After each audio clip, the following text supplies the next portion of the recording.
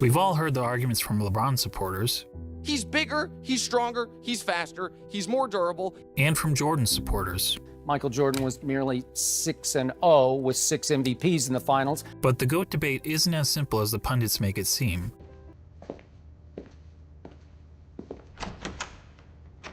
Yo, you tune into the best. Word up! Live on the TikTok. Yeah, the man is here. Swagholic Sports is dropping knowledge, make it crystal clear. Then hit the YouTube, that's the replay of the illest takes. We talking Swagholic Sports, for goodness sake. Ex-Swagholics on the screen! We got apparel by Swagholic, fresh and so clean. The swag is just insane!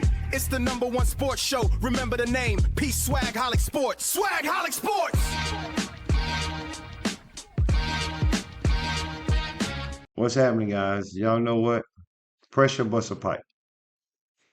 Pressure busts a pipe, man. It does. Because I've been getting so much pressure to do this LeBron James, Michael Jordan debate. This is an ongoing debate that I really, really didn't want to get involved with because I never seen a comparison. And I never seen a way to be able to do it without diminishing either player. But I got it. I got it. After this video, you will be able to see everything. And you know what? You know what's crazy? It's not going to change anybody's mind.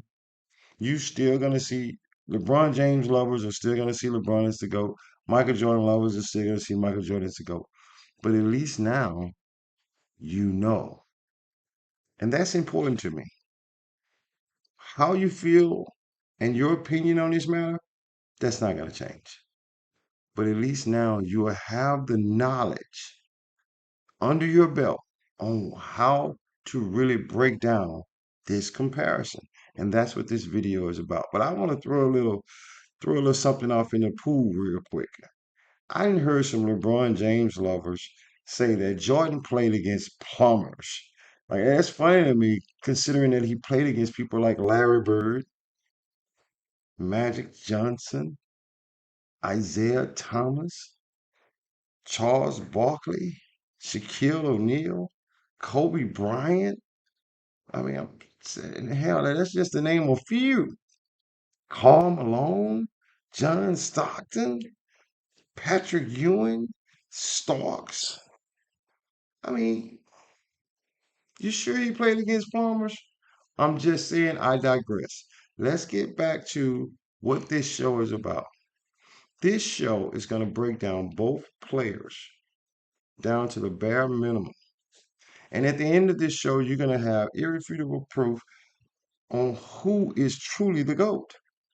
Now, whether you believe it or you want to admit it, that's totally up to you. Because you have the right to say anybody you want to say is the GOAT. If you think LeBron is still the GOAT after this, great. If you think Jordan is still the GOAT after this, great. It's not going to change your mind. But at least now, you will have knowledge. You can actually debate. And as long as you tell the truth, the debate can always be won. It won't be so damn subjective. Because I'm going to give you objectivity. That's important for me when you're debating someone, especially doing comparison too. And I'm not going to be the one to tell you. I'm going to let evidence tell you. Because one thing is, well, a few things that is important. Their peers, how they seen things. People who played against LeBron and Jordan, that's important too. Don't y'all think that? I mean, video evidence, all these different things.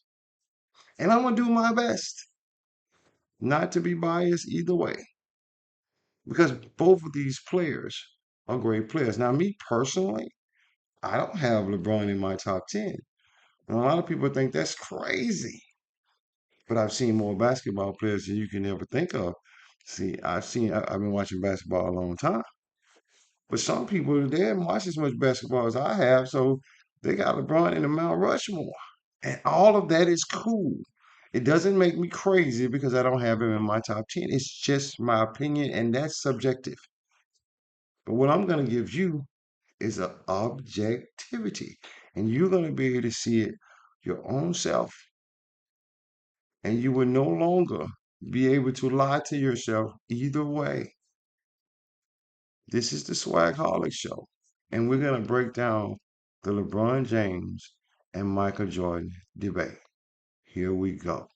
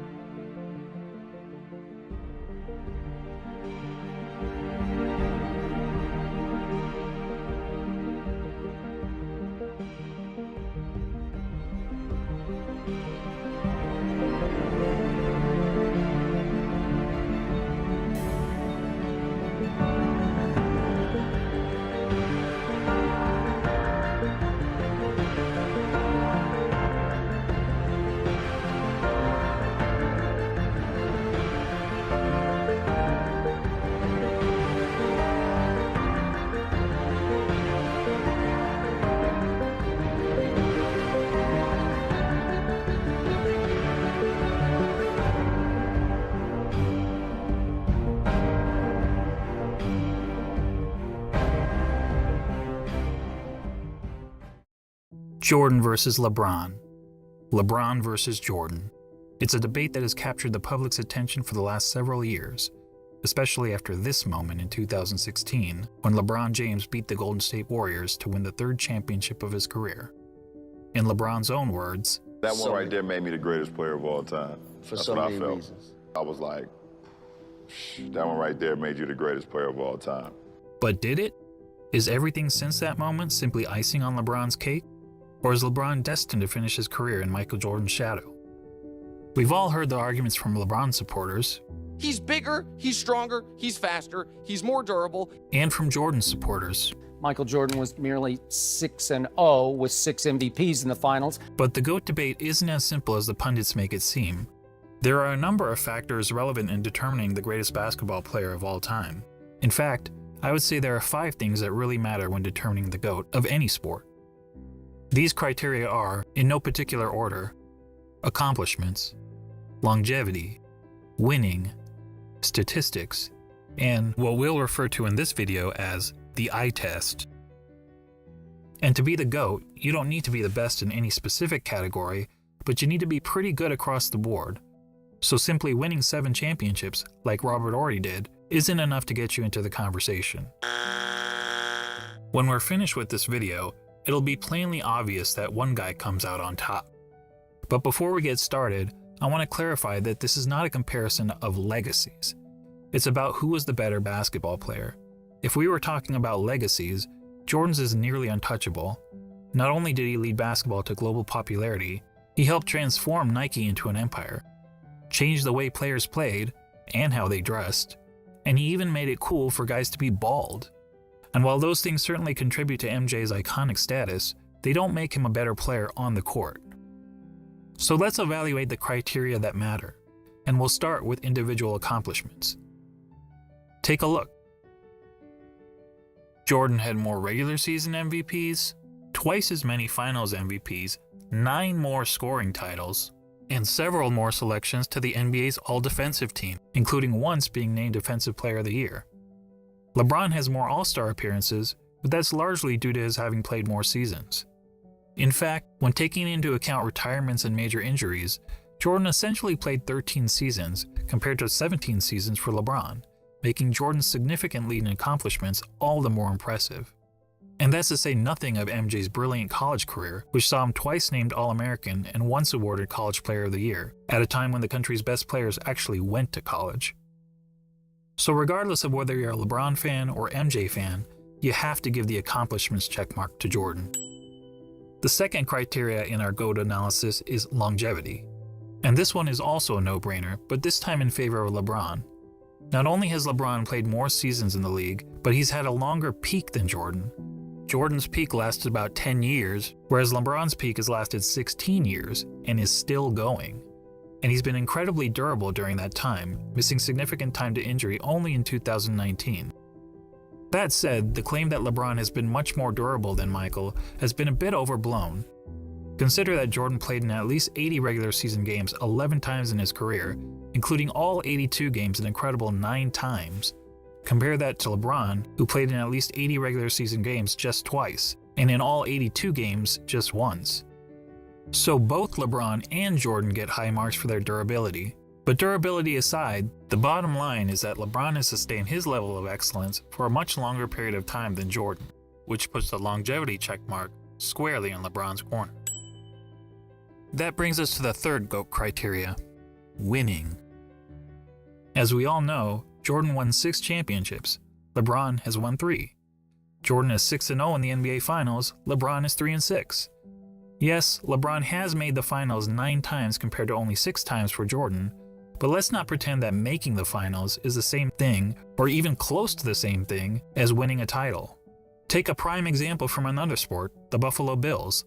They're the only team in NFL history to appear in 4 consecutive Super Bowls. But is there a single player or fan of that team that wouldn't trade all 4 of those appearances for just 1 Super Bowl win? Frankly, talk to any fan whose team lost the season's final game and ask them how they felt afterward. Almost universally, their feelings are of sadness, anger, and disappointment. And that's just the fans. For players, those feelings are only magnified. Listen to Charles Barkley talk about losing in the NBA Finals. And I was just in shock when it was over because I was frustrated because I couldn't wheel my team past Michael and the Bulls. And first of all, I don't think I've ever gotten over it, number one. But that was traumatic, and it's painful. So we can all stop with this false equivalence between winning the championship and finishing runner-up. In the words of Herm Edwards, "You play to win the game." Hello? You play to win the game. Now back to Jordan and LeBron. As mentioned, on basketball's biggest stage, the NBA Finals, Jordan was 6-0, LeBron was 3-6. And frankly, that doesn't even show how lopsided their records really are. In terms of individual finals games, Jordan was 24-11, LeBron is 18-31, and that's because in 4 of his 6 finals losses, LeBron's team hasn't even been competitive. Twice he got swept, and 2 other times he lost 4-1. That includes being on the wrong side of the 2 most lopsided finals by margin of loss in NBA history. Of course, LeBron fans will tell you that the only reason for LeBron's poor finals record is that his competition was so tough. Ironically, some of these same fans criticized Jordan for losing early in his career to a Celtics team stacked with 5 Hall of Famers, and they conveniently gloss over the fact that LeBron reached the finals so many times in part because the competition in his own conference was so weak. During the vast majority of his career, LeBron played in what many dubbed the Leastern Conference because the East was so much weaker than the West.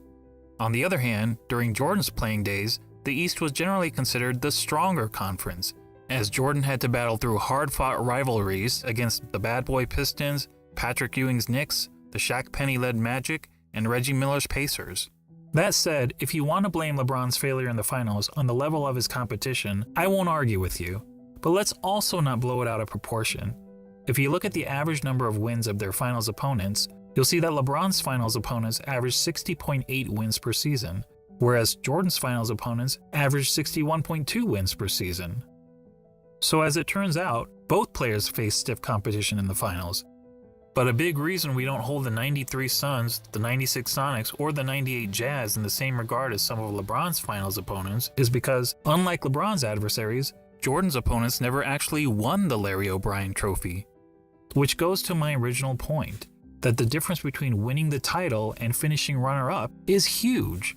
And the reason those teams never won the title? This guy. Look, I'm not trying to say that Jordan's opponents were as good as the Warriors teams that LeBron faced 4 times in the finals. The truth is that Jordan never played a juggernaut quite like that. But there's a pretty good reason for that.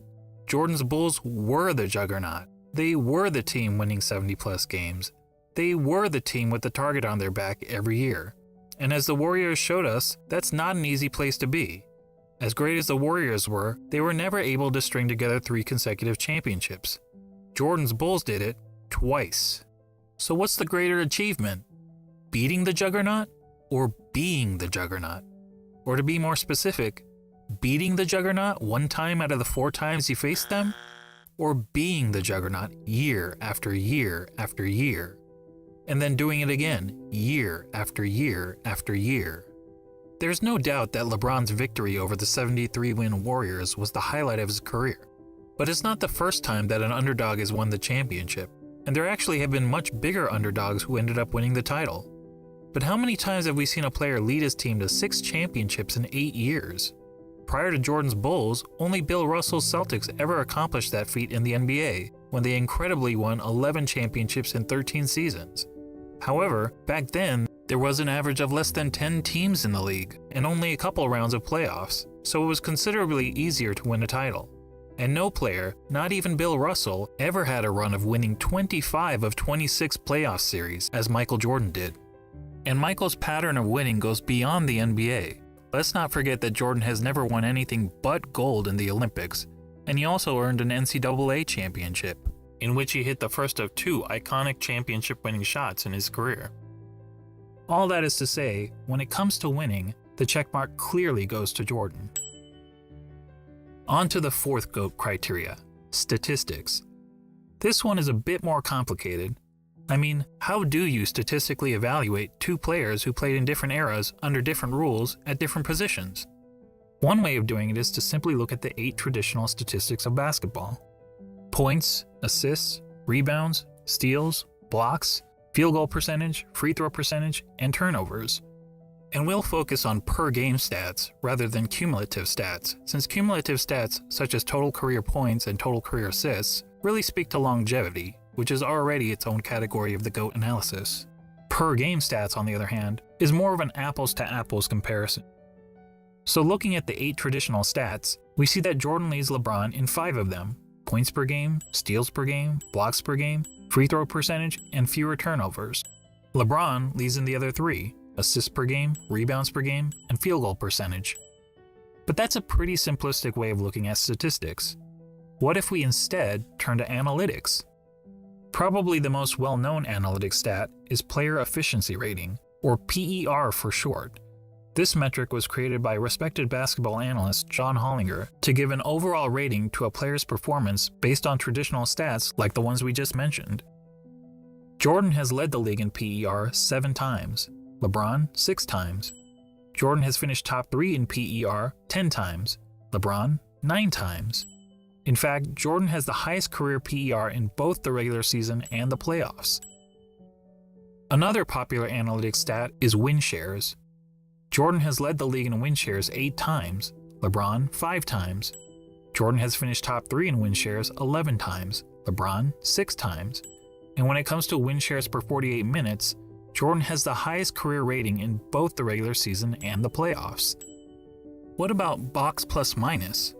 Until recently, LeBron was actually ahead of Jordan in career box plus minus. But after the 2017 season gave Russell Westbrook the greatest single-season box plus minus in history by a wide margin, the architect of box plus minus realized that the stat was fundamentally flawed. So he made some changes to improve its formula. As a result, Michael Jordan now has the highest career box plus minus in both the regular season and the playoffs. And lastly, what about value over replacement player, which on its face seems to favor LeBron James? Well, value over replacement player is a cumulative stat, and as previously noted, cumulative stats speak more to longevity than they do game-to-game dominance. That said, according to value over replacement player, Jordan owns 6 of the 9 greatest individual seasons ever played. And on a per-game basis, MJ's career rating in value over replacement player is the highest of all time in both the regular season and the playoffs. Are you noticing a theme here? Not only does Jordan beat LeBron in every ratable analytics stat, he consistently ranks as the best ever across the board. Before we move on from analytics, I want to mention a lesser-known stat called game score, another brainchild of John Hollinger. Game score measures a player's performance in a single game, so it won't tell us who's had the better career, but it does provide insight into who's had the greatest games. Now, we only have game score stats since 1983, so you won't see any mentions of Wilt Chamberlain here. That said, of the 100 highest game scores ever recorded, incredibly 19 of them belong to Michael Jordan.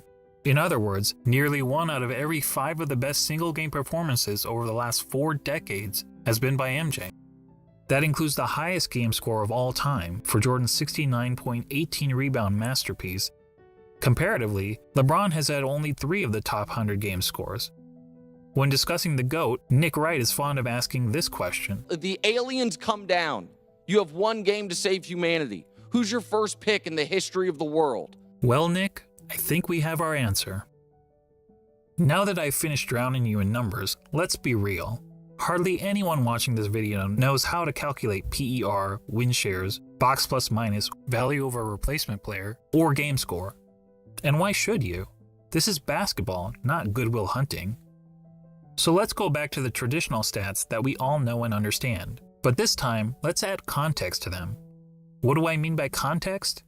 Well, some positions are simply better than others at racking up certain stats. Let's take rebounding as an example.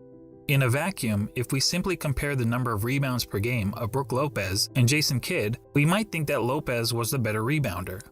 The truth is, relative to their positions, Lopez is statistically one of the worst rebounding centers in NBA history, whereas Kidd is statistically one of the best rebounding guards in NBA history. But even a poor rebounding center can grab more rebounds than a great rebounding guard solely by virtue of their roles on the court. So it makes sense that, to understand the context of a player's stats, we should compare them to the respective positions that they played. When comparing LeBron James to the other small forwards who have played at least 500 NBA games, this is where he ranks. Overall, that's pretty impressive. Now let's see how Jordan compares to all shooting guards who have played at least 500 NBA games. As good as LeBron is compared to other small forwards, Jordan is on another level when compared to other shooting guards. He's darn near the top of every major statistical category, and there isn't a single category where LeBron is better than MJ relative to his position, other than assists. So to sum up statistics, whether comparing traditional stats or analytics, and especially when judging these players in the context of the positions they played, Jordan has a noticeable edge over LeBron. As such, we have to give the check mark to Jordan. And that takes us to the last category in our GOAT analysis, the eye test. And to be clear, by eye test, I don't mean which of these players is bigger, faster, or jumps higher. None of that is relevant unless we're having a track and field competition. And frankly, if physical measurables mattered, then George Murasan would be in the GOAT conversation. No, what I mean by the eye test is, if you sat an average basketball fan in front of a TV to watch a player in action, what would he notice that the player is and is not great at? Thankfully, I happen to be an average basketball fan, and I've had the privilege of watching both LeBron and Jordan during their playing days. So unlike a lot of my fellow YouTubers, I haven't merely relied on highlight videos. Here's what my eyes told me when I saw Michael Jordan play, particularly during his playing days with the Chicago Bulls. He was the best offensive player in the game, he was arguably the best defensive player in the game, he had the best mid-range game, he was the best finisher at the rim, he had the best post-up game, which is incredible considering most players who dominated the post were big men. He was widely considered the most clutch player in the game. He was regarded by opponents as the fiercest competitor on the court. He was regarded by teammates as the hardest worker in practice. And when all was said and done, amongst the other stars of his generation, he was the greatest winner. Now, when you're playing against the elite of the elite athletes of the world, to be the best at any one of those things is pretty remarkable. But to be the best at all of them? I tell you it's impossible, but for the fact that we saw Michael Jordan do it. And when it comes to the GOAT debate, that's the biggest hurdle facing LeBron. He's basically being compared to a guy who was great at everything and practically had no weaknesses. Seriously, judging by the eye test, what's the worst thing we could say about Michael Jordan's game? Probably that he wasn't a very good three-point shooter. Jordan shot 33% from beyond the arc in an era when the average player also shot 33%. So when it came to three-point shooting, he wasn't good, he wasn't bad, he was just average. But remember that Michael played in an age when the three-point shot wasn't a big part of the game. During Jordan's years, teams averaged only 9.5 three-point attempts per game, and Michael himself attempted less than 2 threes per game. And if being an average three-point shooter is a weakness of Michael's game, well, then we also have to call it a weakness of LeBron's game. The difference is that LeBron plays in an era where the three-point shot is a huge part of the game.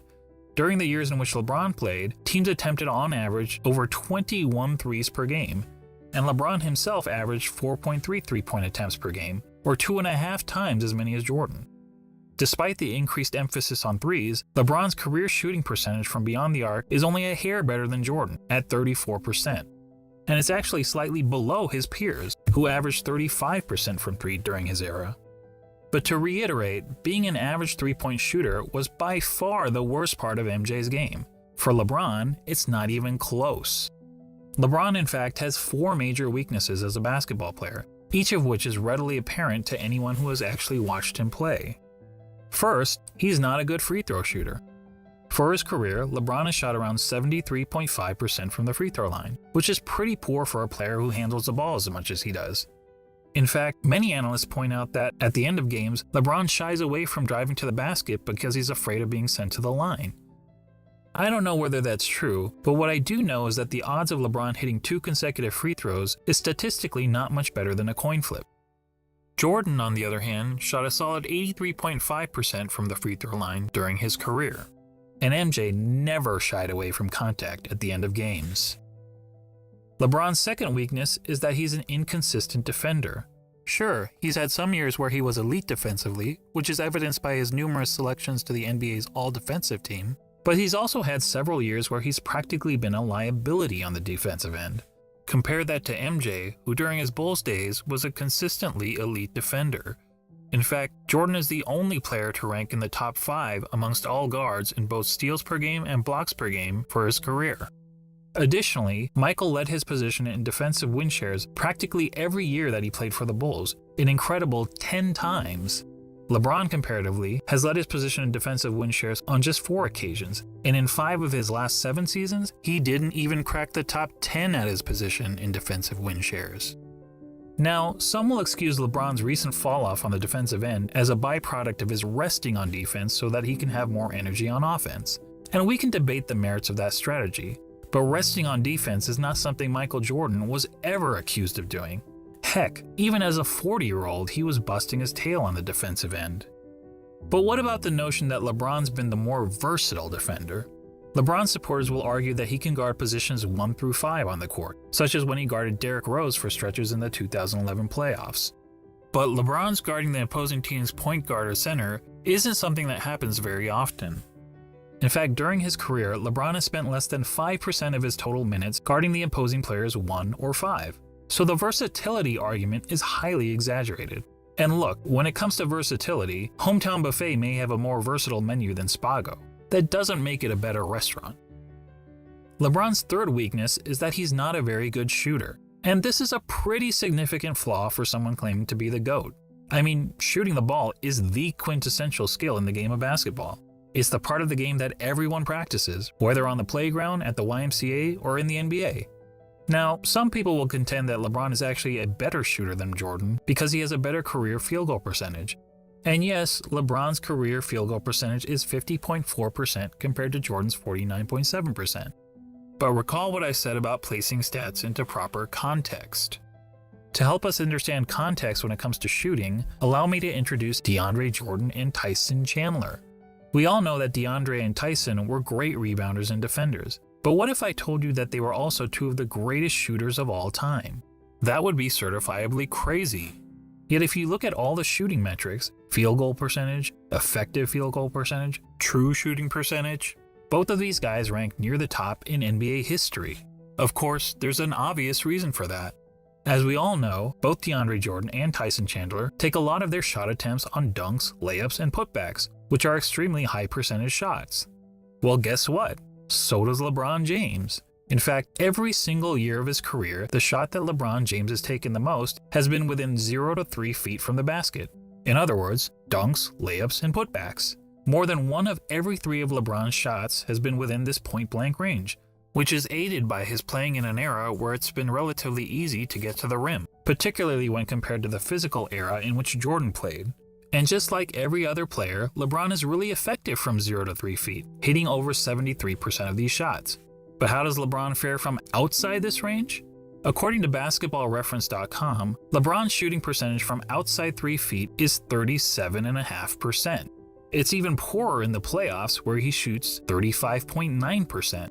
And it gets even worse in close and late situations. In the last 2 minutes of games where the score is within 5 points, LeBron hits only 31.7% of his jumpers.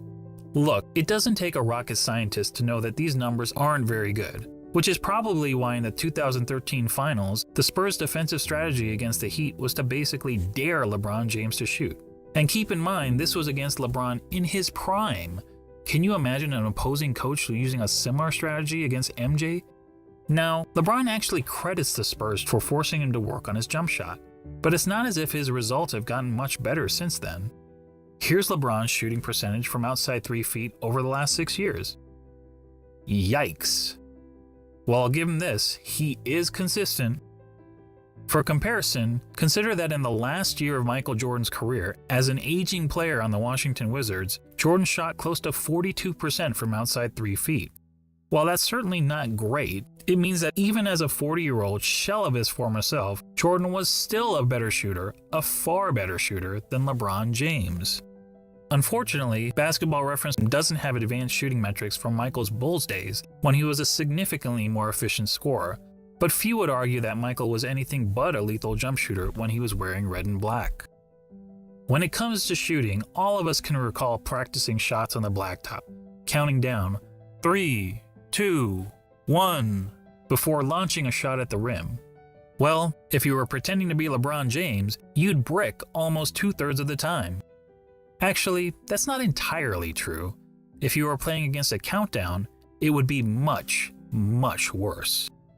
And that gets me to the last major weakness of LeBron's game, his performance, or more accurately, lack of performance, in the clutch.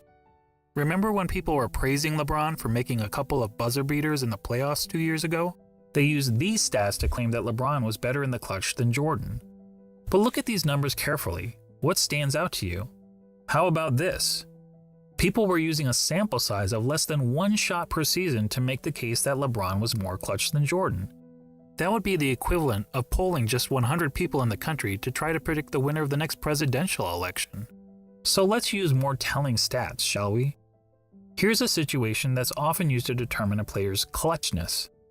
5 seconds to go in the fourth quarter or overtime, and your team needs a bucket to either win or tie the game. It answers the age-old question, who do you want taking the last shot with the game on the line? It turns out that in the regular season and playoffs combined, LeBron has taken 94 such shots. That's a pretty good sample size. And how many of those 94 shots has LeBron made? 19, for a shooting percentage of 20%. Let me repeat that, 20%.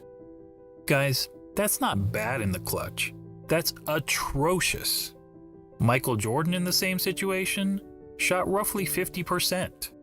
Yes, that's right, Jordan's performance under pressure was the same as it was throughout the rest of the game. And that, my friends, is the definition of clutch. So there you go. When it comes to the eye test, our eyes tell us that one player, Michael Jordan, is great at everything and has practically no weaknesses. And the other player, LeBron James, while also having a ton of strengths, has several obvious flaws to his game. And when all is said and done, after analyzing the 5 key factors of being the GOAT, Jordan gets 4 check marks to LeBron's 1, making this GOAT debate, well, not much of a debate at all. Now, don't get me wrong, I'm not saying that LeBron James is a bad player. He's a phenomenal player. Personally, I have him on basketball's Mount Rushmore, along with Jordan, Kareem, Wilt Chamberlain, and Bill Russell. He's just not Michael Jordan. And just to underscore how good MJ was, let's ignore LeBron and Jordan for a minute and focus on the other 3 players highlighted here, Kareem, Wilt, and Bill Russell. Most would agree that these are the 3 greatest centers in NBA history, and each of them has a strong case to justify his standing among basketball royalty. Wilt is an all-time great because he was an offensive force of nature, and he holds a ton of NBA records. Russell is in the conversation because he was a dominant defender and a perennial champion. Kareem also led his team to numerous titles, and in terms of individual awards and accolades, was the most decorated of the three. Not to mention, he had the NBA's most unguardable shot. Now imagine a center that had all the best qualities from these three titans. A player like that would be the basketball equivalent of Thanos. Now add to that player the highest level of intangible attributes, such as a tireless work ethic, unmatched killer instinct, and an ability to deliver in the clutch. And now you'd essentially be looking at Thanos with all of the Infinity Stones, and no one would question whether this player was the greatest of all time. But the truth is, we don't have to imagine such a player. That player already existed. He just happened to be a shooting guard, not a center. When you think about it, Michael Jordan is the real-life version of an overpowered video game character. He had all the qualities we look for in a superstar athlete, and he had it in spades. He's basically Babe Ruth, if Babe Ruth played defense like Willie Mays. And that's why, even in comparison to the other all-time greats, he is truly in a class of his own. Simply put, he's the GOAT.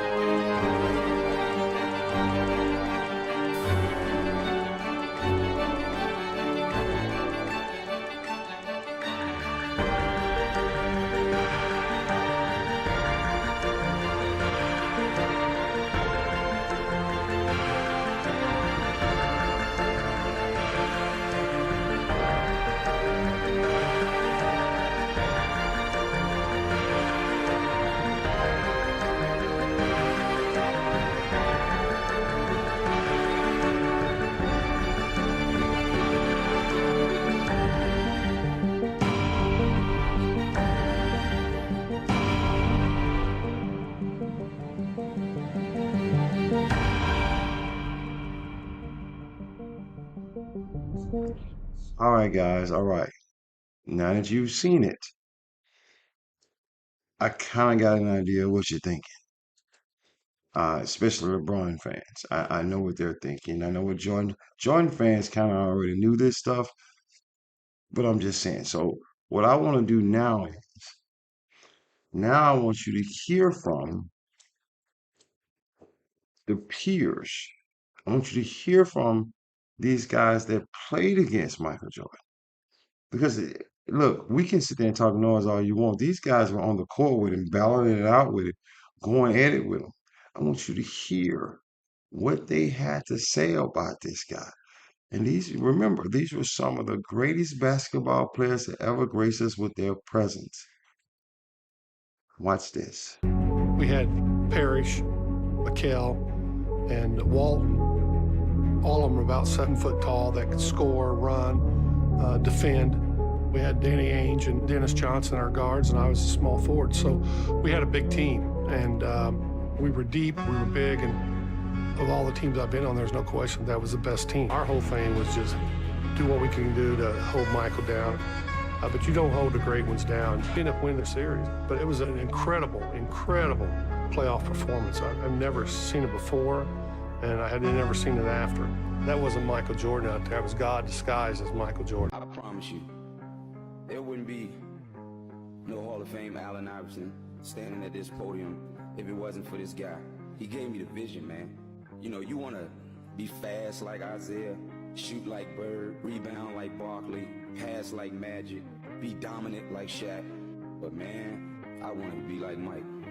I remember the first time I played against him. I walked out on the court and I looked at him. For the first time in my life, a human being didn't look real to me. That's what make him a bad boy and the best that's ever done it. Don't get it twisted. I love LeBron, but no. Yeah, we got that documented. No. That's documented. Okay. No. Shotty, you heard that? Well, hold up. You know LeBron is not the GOAT. LeBron I love is my boy. I love him. Yeah. But when Michael Jordan took off with that tongue out, hold up. Listen, because a lot of you wasn't born then. 1991 against my Lakers, right hand. We thought we had him. He looked as we went down. He switched it to the left hand. Tongue went left. Spun it against the glass and good. There's nobody alive that's been able to do just that. That boy is too bad, I'm telling you right now.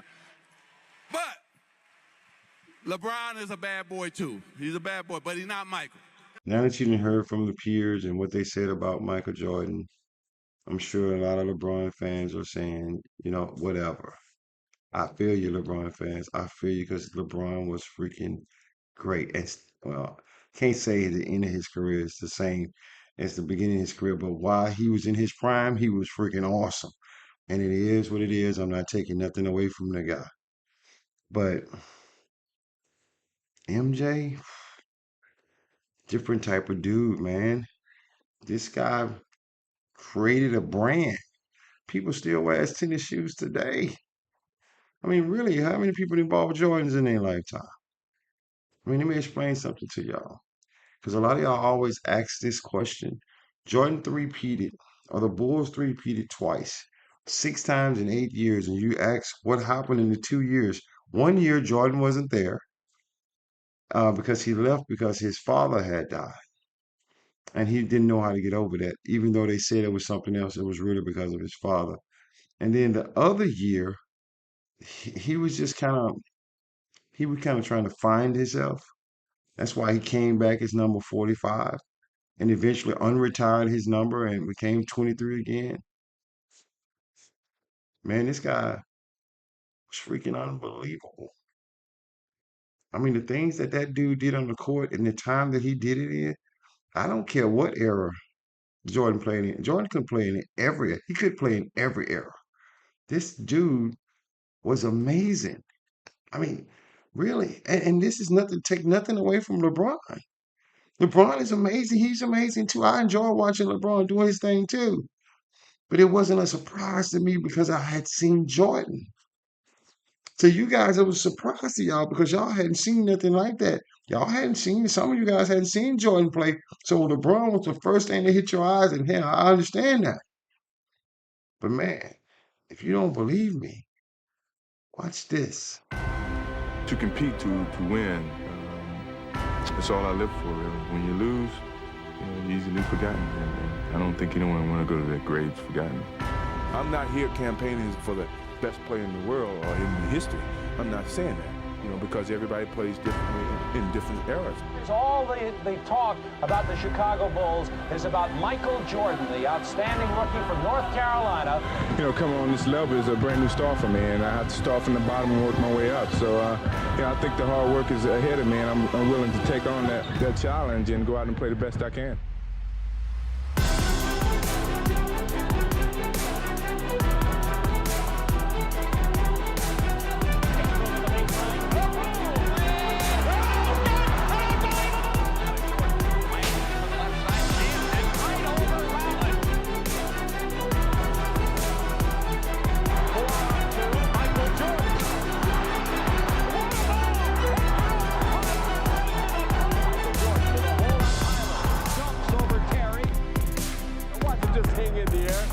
Everybody else is already down when he puts the shot up. People ask me, you really think you can fly? I said, yeah, for a little while. And he jams it over J.B. Carroll, and that's what I'm talking about. When he ducks over the top there. Inbound, Jordan turns the triple at the horn. Overtime. Basket is Jordan steals. Here's your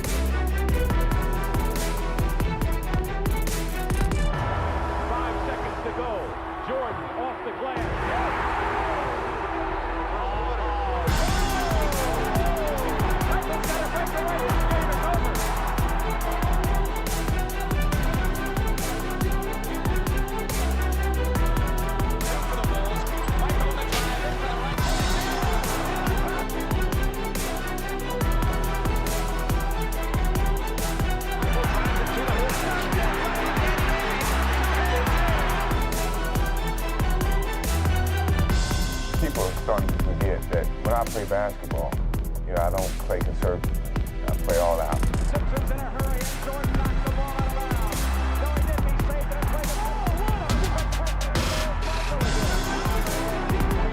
what a spectacular Michael Jordan, here's trouble. 3-on-3. Jordan and deep. Jordan on the line. Steal. They're going to double off the ball.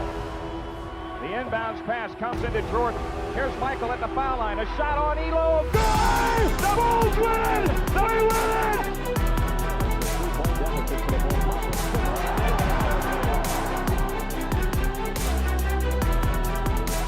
Right, off to Jordan.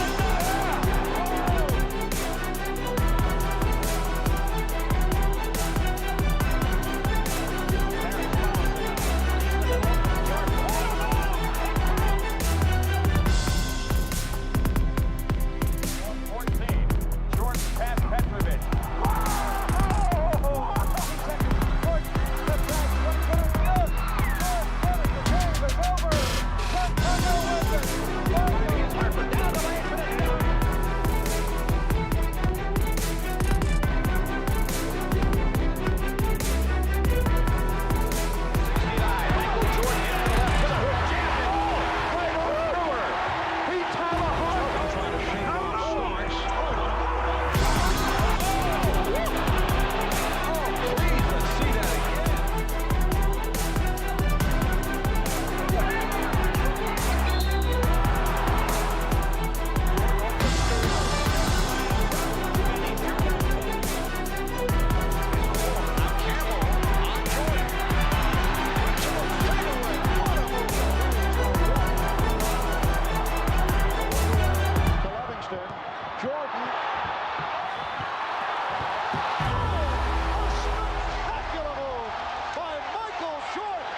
for the Chicago Bulls have won their first ever NBA championship. Here we are with Michael. Is there a feeling of a passing of the torch, Magic Johnson, to you? Oh, without a doubt. Everybody knew that it was coming. It's just when. When was he going to be ready to receive it and take it? And boy, did he receive it and take it. I think he's talking to Mutombo.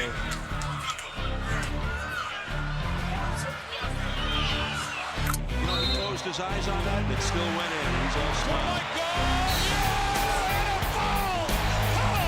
What a way to start the season.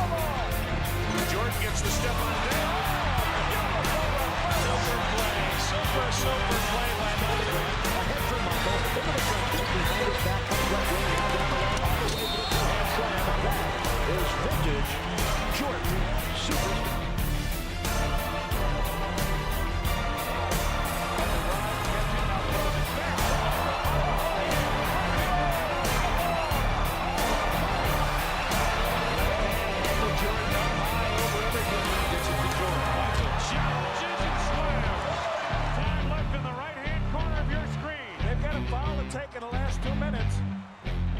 If they take it, Michael goes again. Jordan! Oh, yeah! Michael has saved his best for last.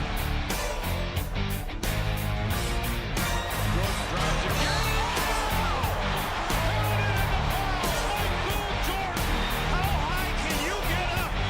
He drove the middle. Oh, yeah!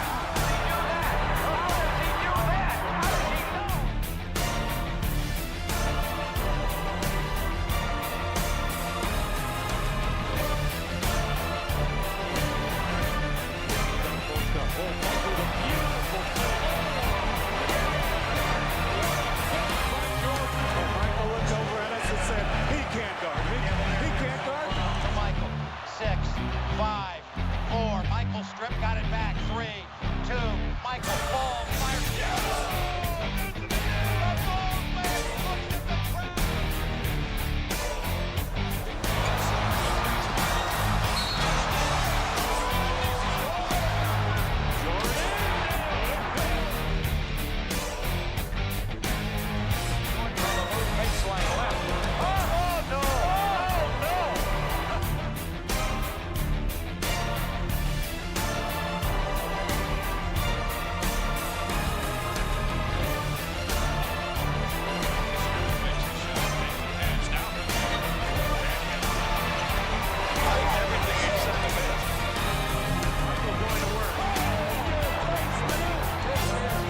Michael Jordan at his best. There's very few people on this planet that can do this. Seconds to go in the shot clock. 15 of the ball game. Michael will take it. He's fouled. He scores! The Chicago Bulls have made it 3 straight NBA championships. I tell you, he's just simply amazing. We knew he was coming back, now we know when, and the news is music to the ears of Bulls fans. Michael Jordan will be in uniform for the Chicago Bulls, and Michael summed up his decision to return in 2 words: I'm back. Today, an artist returns to his true canvas, the hardwood courts of the NBA. Michael Jordan is back.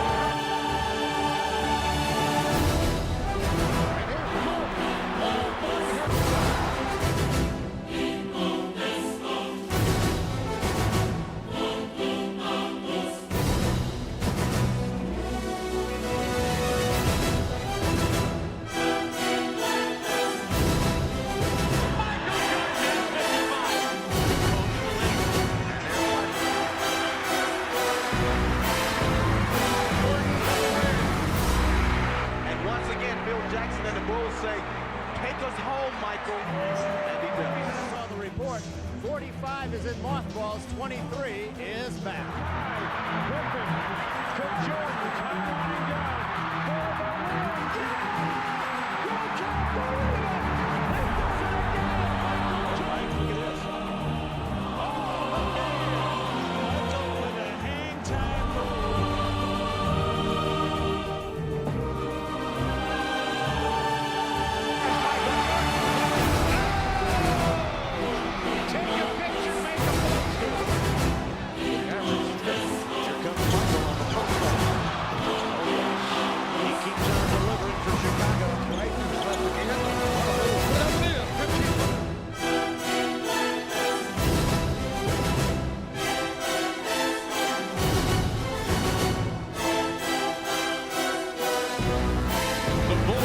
The regular season, 72 wins, just 10 losses, and a ball club that set NBA history with wins on the year. One at the line, they leave him open. Oh, the Bulls are out.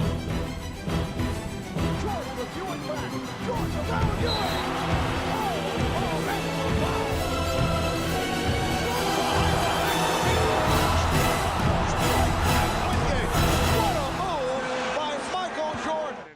Michael, 4 on the shot clock now, keeps it on the dribble. Russell's there. Here he is. Pull up 18-footer. Yes! At the buzzer!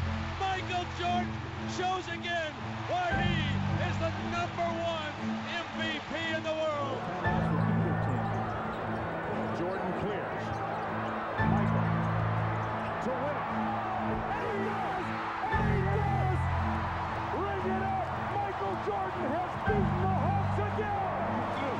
strength is one thing, but lots of guys are strong, and lots of guys have skill, and only one guy has this level of artistry.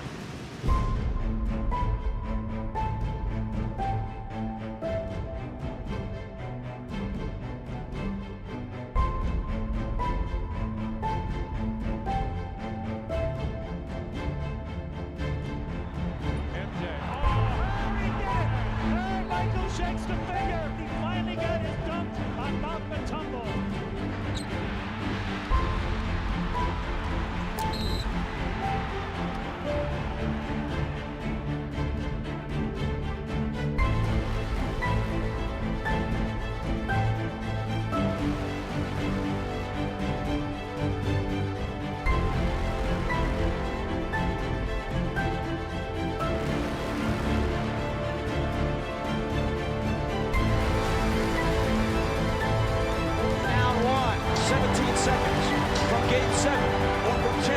Number 6.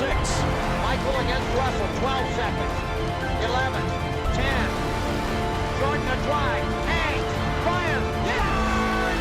He scores! The Bulls lead 87-86. If that's the last image of Michael Jordan, how magnificent is it?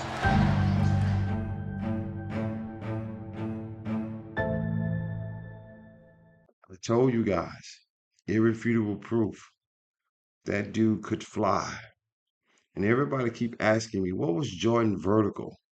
I mean, I don't know. Some people say it's 48, but it wasn't 48. This dude can leap out the gym. Passing, rebound, defense. Never took a playoff. Never took a playoff. Jordan was in the game. When Jordan was in the game, he was in the game. Hell, even when he wasn't in the game, he was in the game. He was screaming at people from the damn bench. The guy was always engaged. He owned the freaking court. Now, I'm pretty sure I didn't convince LeBron fans that Jordan is probably one of the best basketball players to ever grace us with his presence. But I'm gonna be honest with y'all, he is. He is. And I've heard this too, that he couldn't go to his left side. Did y'all see the play where he went right hand? He could have just dunked it, but he switched it to the left. That was in the freaking finals against the Lakers. That wasn't a regular season game. That was, I think, game 2 of the finals. Yeah, it didn't matter. The bigger the stage, the bigger he played.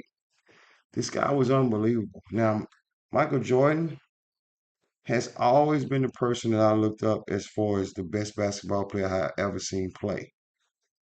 But that doesn't make him, let me put it this way, that doesn't make him the greatest of all time. That might make Michael Jordan the best basketball that I grace my eyes with. The greatest of all time, I still stand by what I say. There's no such thing. All these guys were great. LeBron was great. All these guys y'all argue about were all great. And it's going to always be like that to me because I don't want to take nothing from nobody. But you've seen the evidence. You've seen everything that you argue about right there in front of you. What you do with it from now is totally up to you. We're going to have this debate. And this debate is going to continue and continue and continue. But everybody who's seen what I just showed them, you know the truth. This is your boy Swag. Peace. I'm out.